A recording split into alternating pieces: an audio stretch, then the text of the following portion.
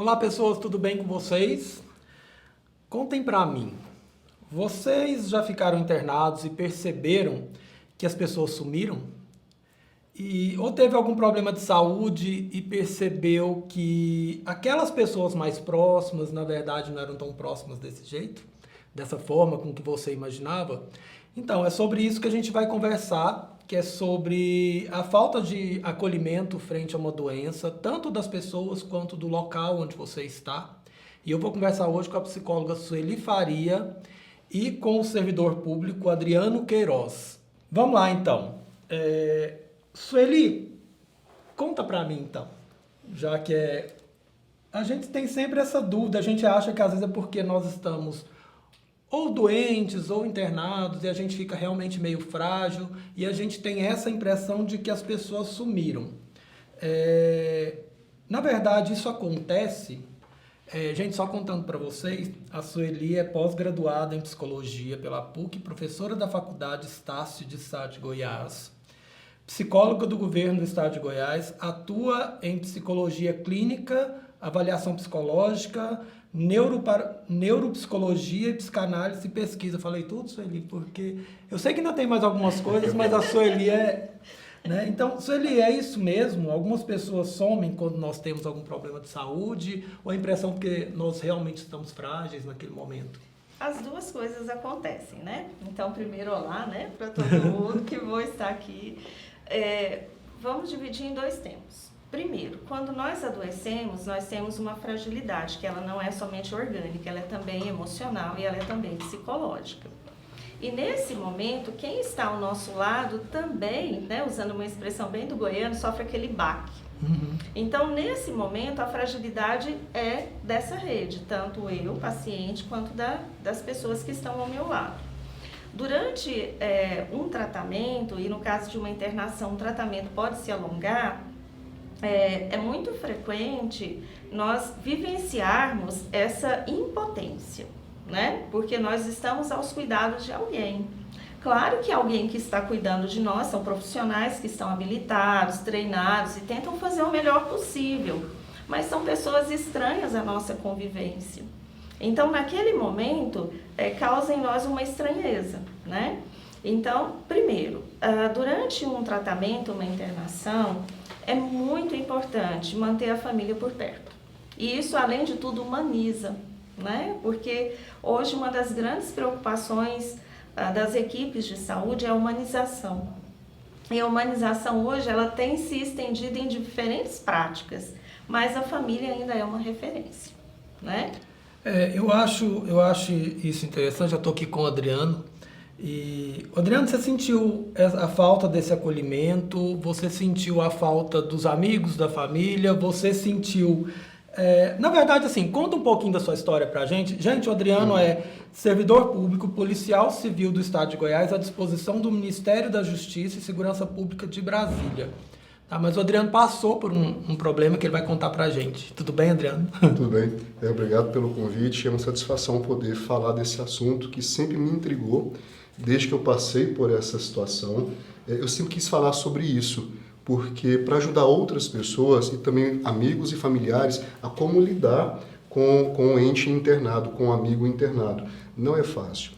Conforme a doutora Sueli ela comentou, o apoio da família ele é muito importante. A minha irmã ela se manteve ativa durante os 51 dias que eu fiquei internado. Eu tive síndrome de Borrelli em 30 de dezembro de 2019.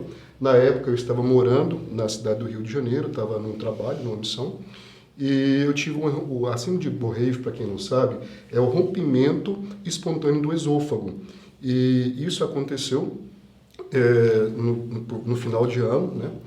E eu fui internado às pressas, tive que passar por uma cirurgia. Os órgãos eles tiveram que ser... Tudo que eu tinha de alimentado no dia seguinte, de alimento, ele foi para os meus órgãos. Então foi necessário fazer uma cirurgia de grande porte, consertar o esôfago, lavar todas as partes internas do meu organismo. E com isso eu acabei... eu sofri muito por um longo período e logo em seguida vi algumas infecções que fez com que a minha estadia hospitalar se estendesse. Mas eu senti falta, muita falta de alguns amigos, sim, colegas de trabalho. Mas o apoio familiar para mim foi muito importante. A minha irmã, ela manteve assim, sempre disposta, sempre à frente de tudo. Eu lembro que eu entrei para a sala de cirurgia por volta de 2 da tarde e saí por quase 8 da noite. E quando eu acordei, estava entrando no CTI. E eu ainda fiquei, assim, aquele pessoal branco, a visão meia turva. Eu perguntei, se eu morri, eu estou no céu? Aí a minha irmã sorriu, pegou na minha mão, não, você está muito vivo e você vai sobreviver. Então, naquele momento, porque o período, porque assim, poxa, eu demorei quase umas 4 horas para ser atendido ou mais, para ser atendido, para entrar para um centro cirúrgico. E eu não sabia se eu ia sobreviver, eu estava lutando pela vida. Então, o meu medo era de entrar no processo cirúrgico e não mais voltar. Então, quando a minha irmã pegou na minha mão do meu lado e ela me disse para mim, não, você está vivo e você vai sobreviver, eu acreditei. Então, a partir daquele momento, eu senti a minha irmã comigo no CTI e ela ficou ao meu lado o tempo inteiro. E conforme a psicóloga falou, foi muito difícil, porque, imagina, eu sou jovem, eu tenho, vou falar, 44 anos, né? E eu sou ativo físico e profissionalmente. Então, assim, geralmente eu cuido das pessoas, eu ajudo a minha família, eu gosto disso, contato com os amigos. Então, eu estou sempre envolvido, eu sou muito dinâmico. Então, quando você vai para um leito de uma cama num hospital, que isso vai se prolongar, é muito sofrido. Porque você que cuida, você passa a ser cuidado. E esse problema, eu perdi todas as forças, todas as energias. Então, eu me lembro do meu primeiro banho, me lembro da enfermeira, se eu pudesse até mandar um abraço para ela, a enfermeira Luciana, que ela chegou para me dar um banho. E eu falei, como assim? Ela falou, eu vou te banhar. E ela tirou aquilo e começou a me limpar com um pano com a toalha molhada. Quando eu percebi que eu não podia ir ao banheiro para tomar um banho, assim, meu mundo, ele se acabou. Então, assim, eu fiquei muito abatido emocionalmente. E eu não tive esse apoio psicológico, emocional de um profissional para me ajudar a lidar com essa situação. Sueli, nessa hora, por exemplo, ele teve o apoio da irmã que na hora falou e ele acreditou.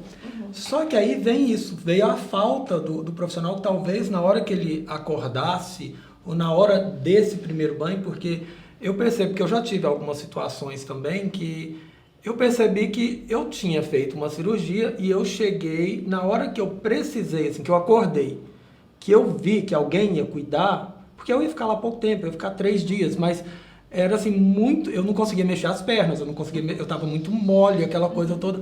Aquilo realmente me incomodou. E não adiantava vir a enfermeira extremamente bem preparada e falar para mim, mas eu precisava que alguém sentasse e falasse, olha, vai acontecer isso mesmo nos 3 dias. Exatamente. Aí eu imagino, num tempo desse, que você tem que ficar deitado ali, mais de, pelo menos na minha cabeça, seria mais de uma semana. E você não sabe, por exemplo, eu não sabia em quando eu ia sair, eu não tinha previsão. Não foi uma cirurgia que eu entrei, que eu fiz uma recente. Então eu entrei e sabia que no outro dia eu ia sair.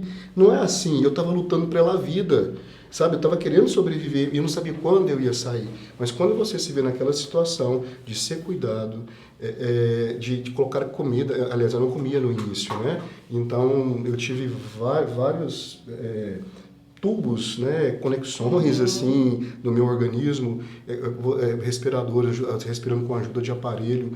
Então, não tem como, sabe? É só quem passa realmente por isso, quem vivencia isso, tanto nós, pacientes, quanto um membro da família que está vivenciando isso, é que vai entender a dimensão e como que isso afeta e abala o nosso emocional. Né? E abala também o psicológico dos profissionais, porque a gente consegue, né, trabalhar com isso de um modo mais organizado, porque, claro, é a nossa função, mas é muito frequente, principalmente no ambiente de uma UTI, né, de um isolamento, porque às vezes nem é o caso de uma UTI, mas uma enfermaria que fique mais isolada, os pacientes se queixarem disso. Cadê o mundo lá fora, né? Então, isso que você trouxe, que a tua irmã fez, é essencial. Então, sempre nós orientamos a família e a importância do profissional, né, de psicologia nos hospitais. Porque naquele momento, você está em crise, é o paciente. você está um pouco desorientado, né? Efeito do procedimento, de toda a manipulação, efeito da química, dos medicamentos. Então, naquele momento, a gente perde a distância da realidade. Então, a tua irmã veio ali e disse, olha, não, né, vamos voltar para a realidade, se está vivo, está aqui, não é como a gente vê nos filmes, porque os filmes também maquiam muito, né? Porque causa, imagina eu assistindo um filme e de repente olhando para a pessoa que está numa situação... Não, eu acho que eu já contei um negócio, porque eu tenho uma coisa, gente, que é só o médico que me operou que vai lembrar disso. Eu falei que eu queria ser anestesiado dentro do quarto, quando eu fui fazer o bypass. Ele falou assim, gente, mas todo mundo vai ser... Eu falei assim, não, porque eu vejo em filme, você vai na maca e vai vendo a luzinha passando assim, chega lá no final, você morre. Aí eu falei assim, deixa eu ser anestesiado aqui dentro. Ele falou assim, Nicolas, não dá não, é lá dentro. Então, assim, a gente vê essas coisas acontecendo e aí a gente, depois que passa, que a gente vê tudo que aconteceu, mas você acabou de falar, esse profissional para dar esse suporte, às vezes, para a família, às vezes eu acho que é até mais importante do que para o paciente. Ótimo, exatamente. Porque a família, e acontece com muita frequência, algo, principalmente hoje que tem redes sociais muito ativas, né? As pessoas estão de fora e começam a nos enviar mensagens falando o que está acontecendo aqui fora. Mas nem tudo que é agradável para mim é agradável para você. Nem tudo que eu consigo... Eu entendo exatamente o que a senhora está dizendo. Nem tudo que eu consigo gerenciar na ativa, eu consigo gerenciar de um leito no hospital.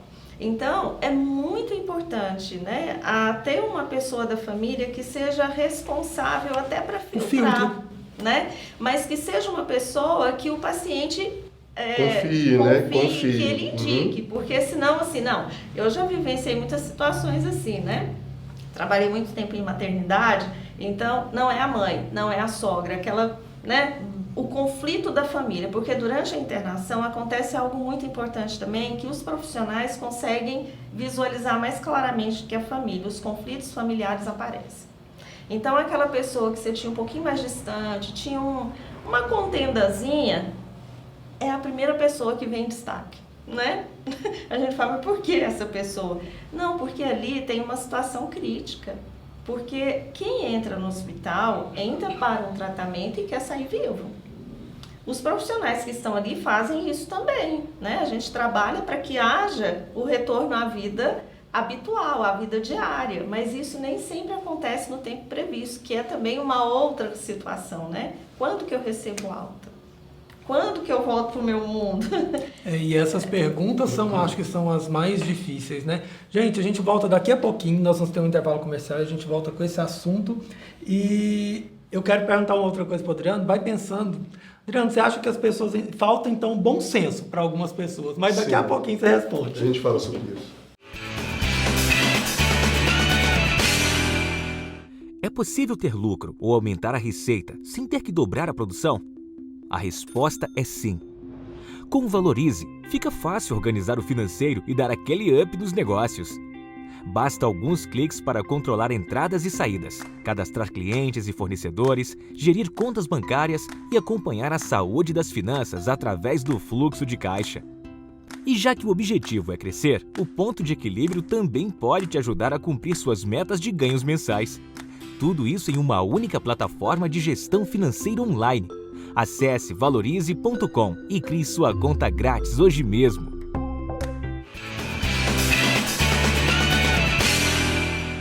Voltamos. Eu estou aqui com Sueli Faria, psicóloga, com Adriano Queiroz, que é servidor público policial, que vocês já ouviram quando ele falou. Adriano, fez uma pergunta para você antes do intervalo. Você acha que falta bom senso para algumas pessoas, principalmente quando a pessoa está nessa situação? Falta, e quando eu rememoro isso, eu chego até a ficar um pouco comovido. A pessoa dizer para você assim, você está nessa condição porque você está pagando pecados, é um castigo de Deus. É muito agressivo, sabe? Porque por que eu tenho que pagar dessa forma? É muita falta de bom senso. O que nós fizemos? A gente falou sobre mensagem de WhatsApp, sobre essas questões. A minha irmã é uma pessoa da minha extrema confiança, nós temos uma afinidade muito grande. O que ela fez? Meu irmão, como que é o nome dela? Fabiana. Mandar um beijo para Fabiana. Ela merece, obrigado. sou muito grato a ela por tudo. Então, a minha irmã, ela sentou comigo, vamos fazer um grupo, onde nós vamos agregar os seus amigos aqui, as pessoas que têm, como eu já trabalhei em várias regiões do Brasil, então a gente tem amigos conhecidos no país inteiro. E é normal que eles ficassem preocupados, sempre questionando, né? É bacana isso. Então, minha irmã, ela, vem cá, quem são os seus amigos, mais contatos aqui? E ela formou um grupo, e ela administrava esse grupo. Então, ela postava todos os dias, saía o boletim diário de manhã e no final da tarde. Então, ela pegava e administrava isso. E eu saí de alguns grupos de WhatsApp, porque chegam algumas mensagens que você não está afim de receber, eu tô lutando pela vida, eu quero viver, eu estou unindo forças. Então, essas questões políticas, questões religiosas, filosóficas, aqueles debates que vêm em redes sociais, aquelas correntes. Isso não é o momento.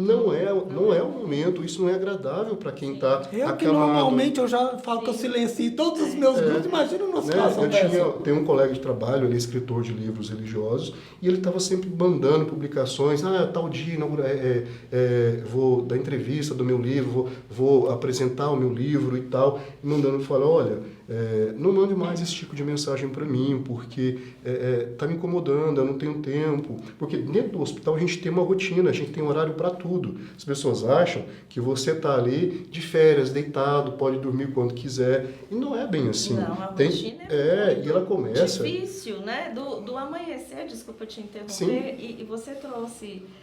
vamos pensar em termos de orientações, né? Dica para as pessoas, que eu acho que isso é importante. Que eu ia te perguntar isso agora. Eu ia perguntar assim, tem uma dica para essas pessoas que se excedem? Eu ia perguntar isso. Porque assim, nós estamos vivendo um contexto em que várias pessoas, amigas, familiares, conhecidos, ficam internados ou, infelizmente, Exatamente. Né, se afastam de nós de uma forma E é elogiado definitiva. o Nicolas trazer esse assunto para debater agora, porque a minha preocupação era essa. Eu falei, né, para ele, que bacana a gente falar sobre isso, porque eu acho que hoje todo mundo, ou quase todo mundo, tem um amigo ou um parente que esteve ou está internado. Então, aí onde entra um negócio mais sério ainda.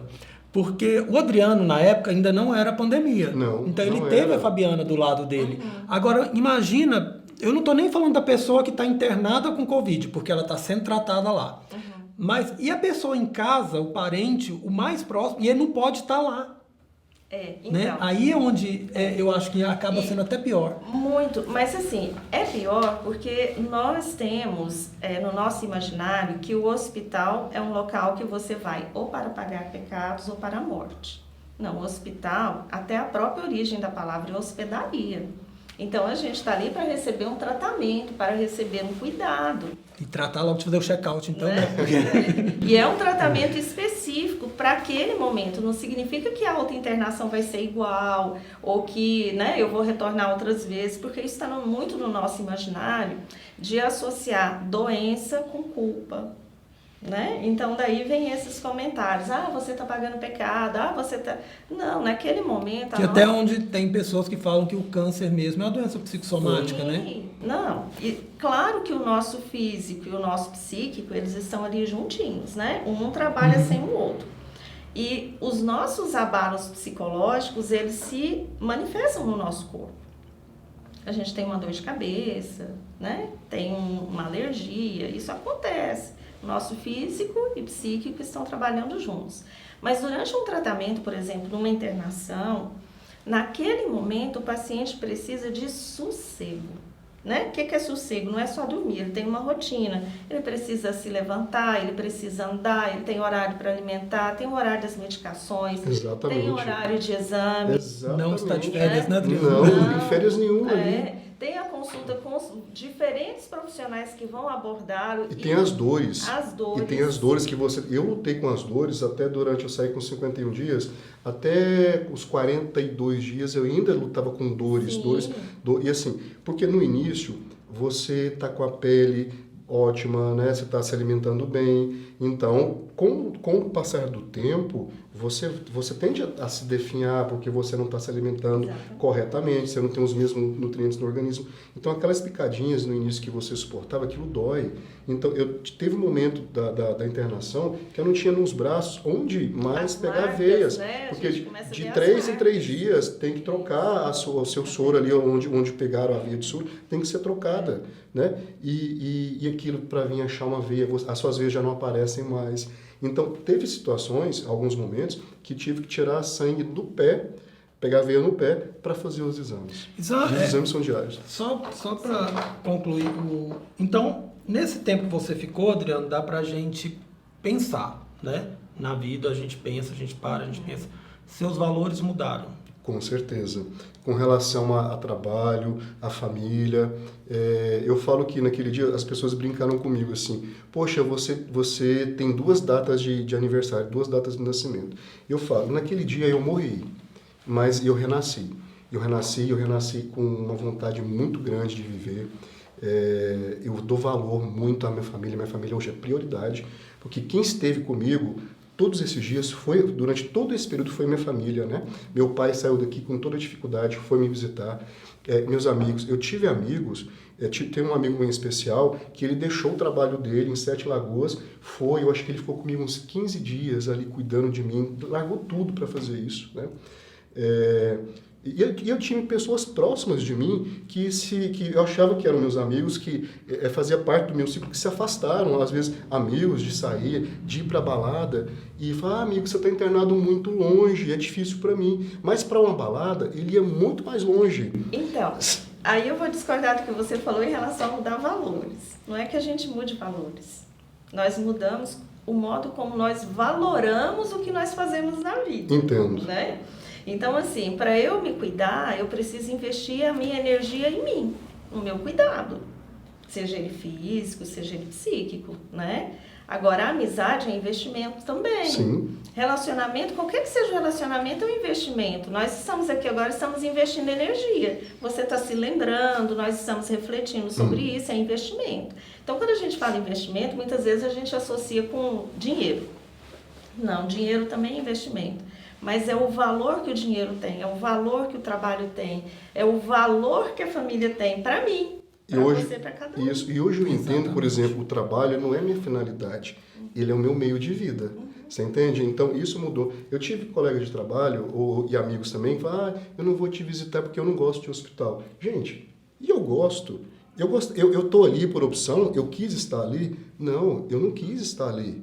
Você entende? Então, eu não quis estar ali. Então, mas ele não ia ficar internado comigo, não ia cuidar de mim, de forma alguma. Eu queria simplesmente uma visita, uma palavra de afeto. Quando chegava o horário da visita, teve dias, porque minha família toda de Goiás, estava no Rio.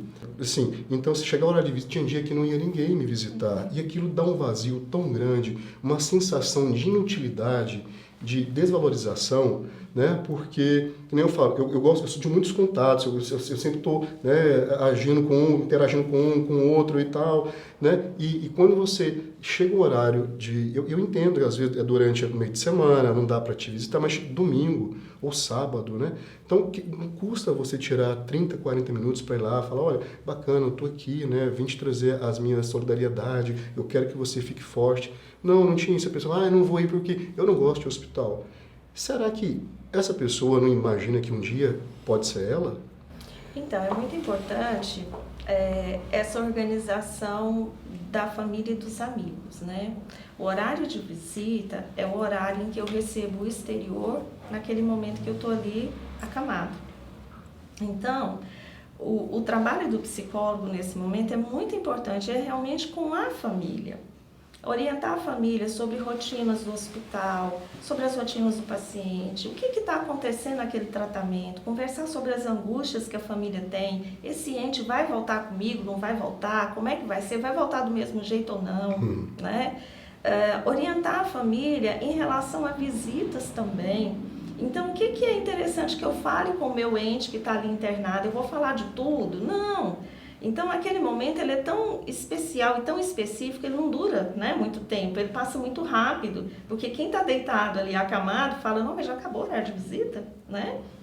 Para quem está visitando, não. É verdade. Para quem está visitando é um tempo longo, né? Parece que já ficou assim, Se eu não me recordo, eu acho que eram 2 horas que que durava a visita. Sueli. Mas quando ia embora, ficava um vazio. Porque você leva, quando você visita alguém, você está levando energia. Exatamente. Você tá levando, e eu recebia, e você é suscetível, eu sentia essa energia, essa vibração. Naquele relacionamento. Entendeu? E eu recebia isso. E tinha alguns amigos que eu pedia, amigo, vem me visitar. E eles iam. E eu sentia reforço. Eu estava sentindo muita dor, eles iam embora, parece que levava aquilo comigo.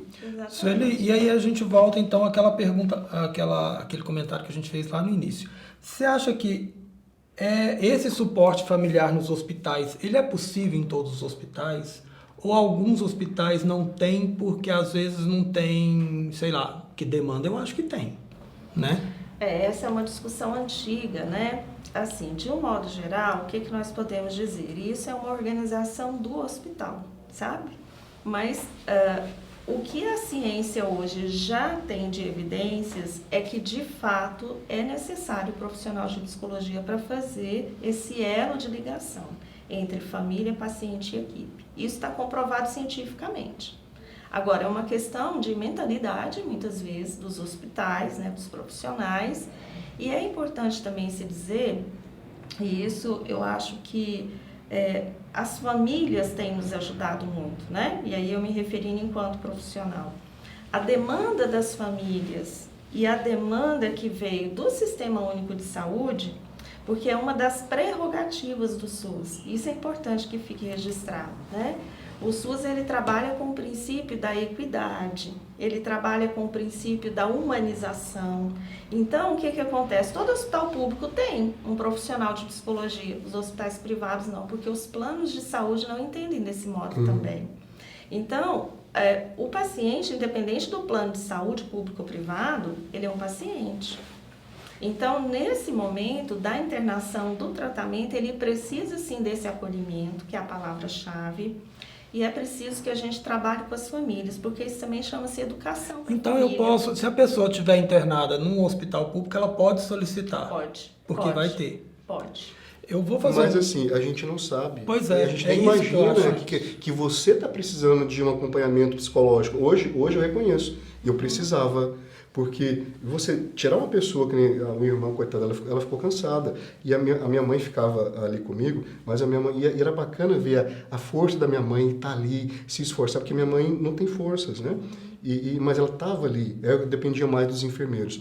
A equipe que tomou conta, que me assistiu, foi fabulosa, dos médicos aos diretores. Inclusive, a senhora falou sobre essa questão da humanização nos hospitais. E eu sou criador de schnauzers, então eu tenho uma intimidade muito grande com os meus cães. E eles estavam no Rio comigo. Meu filho estava me visitando e me levou. Então, nesses dias todos, a minha preocupação ficou tão exagerada com os meus cães, aí o diretor, não, eu vou autorizar os seus cães te visitarem. Aquilo teve um significado tão grande, tão importante para mim, amenizou tanto o meu coração e o meu sofrimento e as minhas dores, que não tem como mensurar, quantificar isso. Então, assim, eu sou muito grato à equipe que cuidou de mim.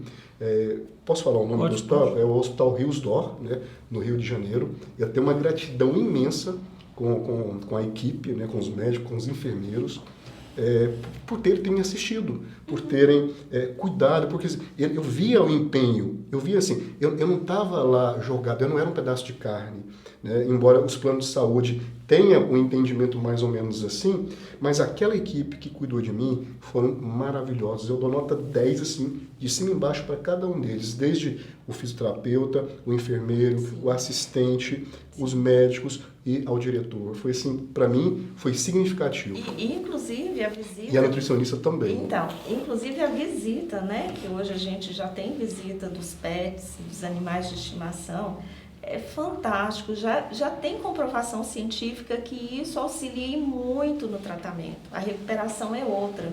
Então, essa é uma prática humanizada, né? Parabéns para o hospital, já tem várias referências disso. Mas como nós somos criadores de Schnauzer, a gente até tentou algumas vezes a falar assim, como são vários Schnauzers num grupo, fazer com que eles visitem. Os nossos não tem como, né? Porque o Schnauzer é uma das raças mais agitadas que tem. Então, a bagunça era certa. A interação é contínua.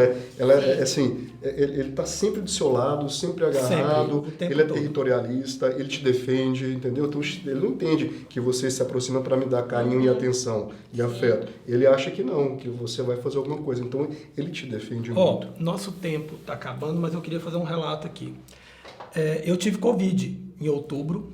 Sou casado com uma pessoa quase hipocondríaca, né? Então, ele chegou num ponto de desespero que, depois de eu ter ido ao médico, o médico me atendeu, né? Aquela coisa, eu estava bem, eu só tive... Não é que eu estava bem, eu tive quase 40% do pulmão comprometido, mas eu preferi ficar em casa, porque eu falei assim, dentro de pandemia, não é para ficar em hospital se eu não preciso ficar em hospital. Comprei oxímetro, tinha todo aquele atendimento, eu podia ligar para o médico a qualquer horário. Só que aí Você se internou em casa praticamente. Foi, só que aí o que ele fez? Ele ligou pro SUS. Sueli, juro, isso que você falou é de verdade. E eu tô falando assim, igual eu agradeci aqui já pela vacina que eu tomei, porque o atendimento foi espetacular, eu tive um atendimento que eu jamais esperaria do SUS, porque eu acho que a gente fica um pouco distante, Sim. né? Eles me ligavam, durante os 15 dias me ligaram todos os dias, no mesmo horário, perguntando como que eu estava. Um médico falava comigo por causa do pulmão. Depois que passaram os 15 dias, a cada 2 dias eles me ligavam novamente. Eles me ligaram durante 45 dias. E até me perguntaram assim, você acha que é necessário que nós continuemos te monitorando? Eu falei assim, vocês é quem sabe. Porque aí eu já não estava sentindo mais nada, então aquela coisa. Mas o atendimento foi espetacular e eu queria parabenizar o SUS por isso. Então isso que você falou é de verdade. Então assim, gente, uma coisa que a gente sempre fala, às vezes assim, a gente está internado, ou a gente está com algum problema de saúde, e tem muito disso, mas às vezes eu percebo que a gente precisa dessa proximidade das pessoas, porque nós não somos sozinhos. Sim. Então a pessoa também, mesmo aquela que falou que não gosta muito de hospital, liga, manda uma mensagem rapidinha, igual a irmã dele fez um grupo, ou se não tem um grupo, tem um outro qualquer que chega até ele, só fala, manda uma frasezinha Peça ali. para dizer, olha, fala para ele fala para ela que eu estou torcendo para isso, é só isso que a gente fala. Simples assim. É não muito posso bom. ir visitar, né? Estou impedido, às vezes a pessoa não pode ir, mas fala, olha, eu estou aqui torcendo, né? Vibrando, mandando energias. Isso, gente, isso acalenta. Na época que eu tive esse negócio, que eu tive o início de pancreatite. E eu acabei indo para a internet e fui ler, né? Início de pancreatite, a pancreatite supostamente mata. Eu falei, pronto, vou morrer, né? Então. E aí onde eu falei, fiquei lá, né? Eu falei assim, gente, não vão ser só 3 dias. E As fiquei. redes sociais, a internet nos auxilia enormemente. Mas também atrapalha se a gente não souber usar. Exatamente. Então, o bom senso, primeiro, é de quem usa a internet. Porque hoje as pessoas falam o que vem à mente, elas já escrevem sem pensar nas consequências. Sem filtro algum. Né? E isso é uma característica que nós observamos. Agora, quando você fala, né, você conseguiu objetivar as dicas, né, mas vamos trazer mais uma que eu acho que ela é fundamental nessa hora. A gente precisa ter uma pessoa que o paciente indique. Olha, essa pessoa vai ser o meu elo de comunicação com o mundo lá fora. Ótimo. Tá? Então, por exemplo, quando você perguntou na Covid, não está todo mundo visitando, mas tem uma pessoa que me visita, aquela pessoa é organizada, ela consegue escutar as orientações da equipe, né, de saúde, ela consegue levar notícia para o paciente, então... Porque também não adianta você pôr uma pessoa lá que é louca, mais louca do que você costuma ser, e pôr lá e vai piorar o negócio. Exatamente, porque não entende, a equipe fica muito estressada e com razão e pede para afastar, não é por maldade, é porque atrapalha a recuperação, sabe? Então a equipe é muito sensível nesse sentido. Pois é, e é uma coisa que a gente sempre fala aqui, que a gente começa a ver o diretor andando para lá e para cá, significa que o nosso tempo já acabou há muito tempo. Mas a gente sempre fala uma coisa que eu falo para qualquer assunto, gente, é só bom senso. Né? Bom senso é para qualquer coisa. Sueli, muito obrigado. Agradeço muito sua participação. Quero contar com você de novo outras vezes. Adriano, obrigado também. Obrigado Sempre por contar a sua história. E eu quero agradecer a todos por nos deixar fazer parte da vida de vocês. Tá bom? Até o próximo programa.